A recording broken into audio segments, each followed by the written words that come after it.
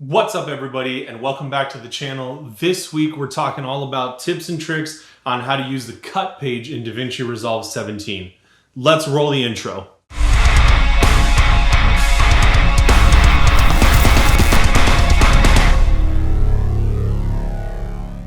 Alright, so this week we're covering the cut page in Davinci Resolve. Most of the time when I talk about this stuff, I hear people either say, hey, I like to edit on the cut page or I like to edit on the edit page. But I've been editing exclusively on Resolve for a little bit now, and you know what? I think the secret to being both fast and efficient is to use both. And today we're here to talk about the cut page. Alright, so I have a lot of tips for you guys on how to quickly piece together your edits. The cut page also does really great in multicam environments, and it offers a lot of tools built for speed, especially when you're looking on piecing together entire bins, and I'll show you exactly what I'm talking about in a minute. I'm also going to be doing a video on the edit page later, but for now, let's jump into the cut page and I'll show you what I'm talking about. So right before we jump in though, I just want to say thank you so much for watching. Welcome to all of the new members that we have to the channel. Every single week I'm uploading filmmaking videos, including editing and color grading videos. So be sure that you're subscribed, hit the subscribe button, and also hit the little bell so that you get notified of all future videos that I'm going to be posting. Thank you so much for being a part of this channel and watching, and with that, let's jump right in.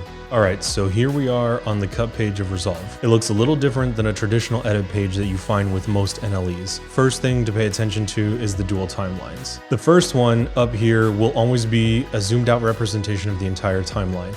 The benefit here is that no matter how many video layers or edits you add, you'll always have a zoomed out view of the entire timeline.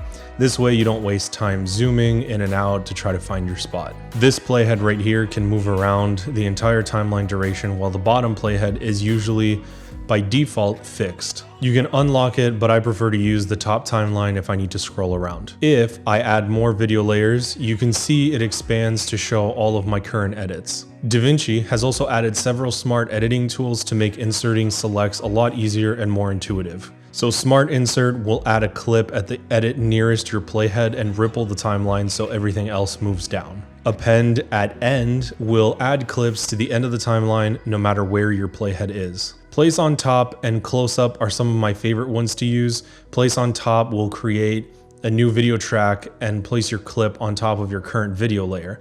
I can select a clip on layer 2 and it'll add a third layer. Close Up is really useful. It uses the neural engine to find faces and adds a 5-second clip by default on top of your current video with a close-up of your subject's face.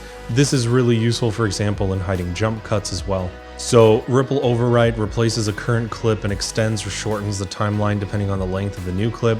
And Source Overwrite is also really cool if you're working with multicam footage. Essentially, once you have your multicam bin synced, you can add a cutaway with Source Overwrite and it'll add it to a track above your current footage perfectly synced. So moving on from inserting footage, the next coolest part of the cut page is source tape. This will turn your entire selected bin into one long tape you can scroll through.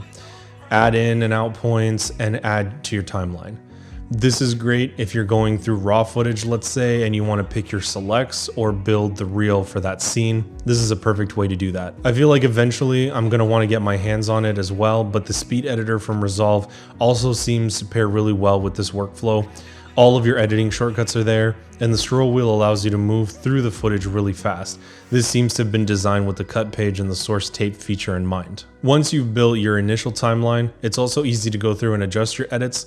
The roll and trim features are fairly standard, but the slip tool is really amazing. On the top half of a clip, you can click in the middle and it'll actually show you the duration of that clip and show you the active part of the video in the timeline. This lets you keep the edit length the same, but change what part of the video is showing. The slide tool comes up on the bottom half of the clip and lets you move the clip around the timeline without affecting the duration either, which is really useful. Transitions are also really easy as they'll show up in both timelines and are adjustable in duration just like the clips. You also have audio trimming mode on the cut page, which is insanely useful for something like cutting out pauses in audio. You can enable this on the left side of the toolbar, and when you go to trim, for example, it enlarges the audio waveform of the clip so you can tell where you need to trim to. Another useful tip actually is if you need to affect just one part of the clip, you can also press the U key, and this will cycle through the edit point you want to modify. One of the other really cool features is the viewer trimming. When you have multiple clips and say even a transition in there, and let's say you want to modify the length of an edit or the length of the clips, you can click and hold there, for example, and the viewer will change to show you both clips, frames from each clip, and which frames are being affected by the transition. This makes rolling, for example, very simple, since you can tell exactly what the last frame of the first clip and the first frame of the next clip will be. I mentioned it earlier, and while I don't have a multicam sequence to show you this time around, I'll briefly just touch on it since I've used it in the past. Resolve will actually go through and sync all of your clips from multiple cameras, so that way when you're working on a multicam session, it's really easy to pick your different camera angles and add them to your timeline, and Resolve will add them in right where they're supposed to go since the clips are synced already, which is a great feature. There are a bunch of other great features which I won't go into at length in this video, like having Clip Inspector in the cut page to quickly change your video and your audio settings. You can create and transform text and make titles right here in the cut page as well. And you have access to all of the transitions and effects library where you can just mouse over each one to see the effect live on the clips. One last thing I'll leave you with though before we end this video are the quick export presets.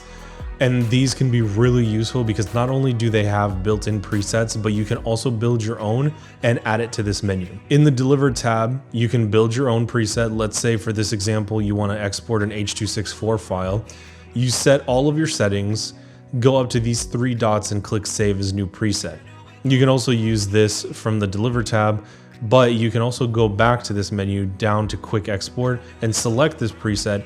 And now when you go back to the cut page and hit Quick Export, your preset is loaded in and you don't have to go through the Deliver tab at all. All right, so that's it for this video. I hope that you picked up something useful that you can use in your editing process. It's definitely a little bit different, especially if you're coming from an NLE that has only one style of editing.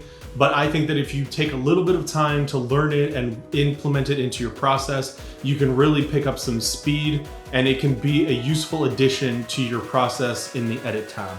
Thank you so much though, especially if you've made it to the end. Be sure you're subscribed, hit the like button, leave a comment below on what you want to see or if you picked up anything useful from this video. And until next time, make sure you get out there and create something. La de vedere.